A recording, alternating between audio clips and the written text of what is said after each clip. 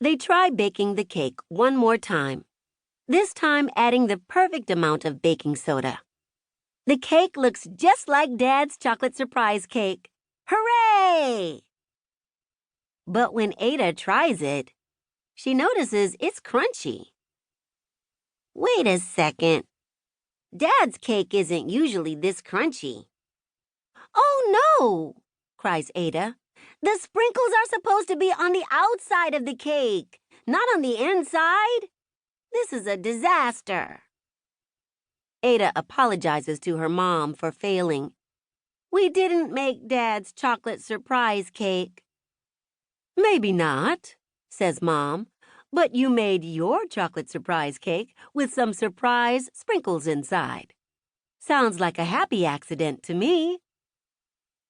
Ada realizes her mom is right. Hopefully, her dad will like the cake too. When Dad gets home, he takes a big bite of the cake. This isn't my chocolate surprise cake, he says.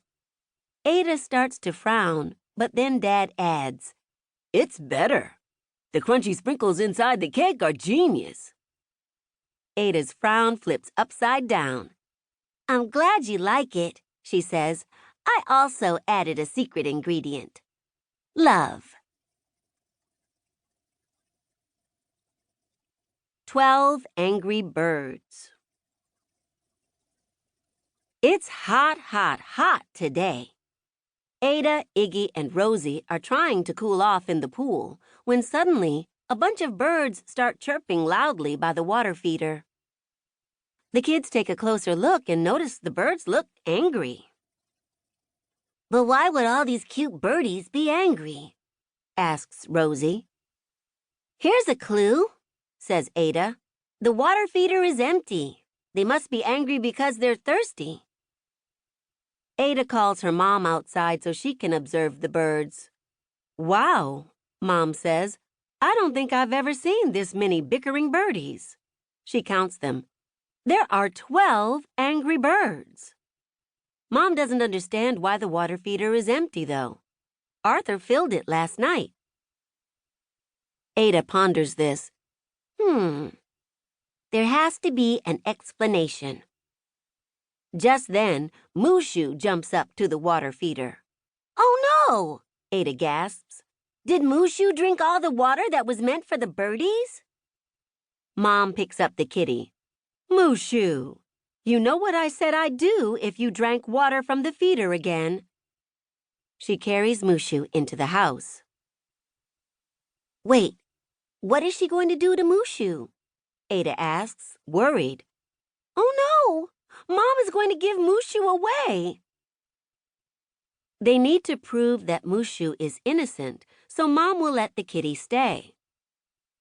Ada, Iggy, and Rosie search for evidence about who or what might be behind the missing birdie water.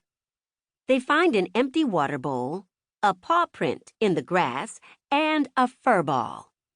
Now it's time to load the lab and examine their evidence.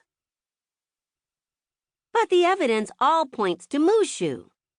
The paw print from the scene of the crime is exactly the size of Mushu's paw, and the fur is definitely kitty fur. Plus, Mushu's water bowl was empty, which means she was probably thirsty. Maybe Mushu did commit the crime after all. We still can't give up on Mushu, says Ada. If we're going to convince Mom not to give Mushu away, we have to prove that she can be a good kitty.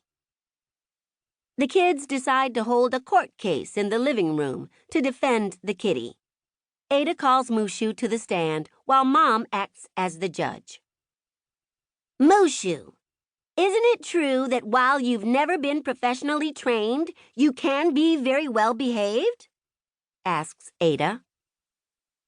Mushu jumps off the chair and runs over to sit in front of the fan. Ada's worried. It's starting to look like Mushu can't behave at all. But then Ada notices that Mushu looks very happy sitting in front of the fan.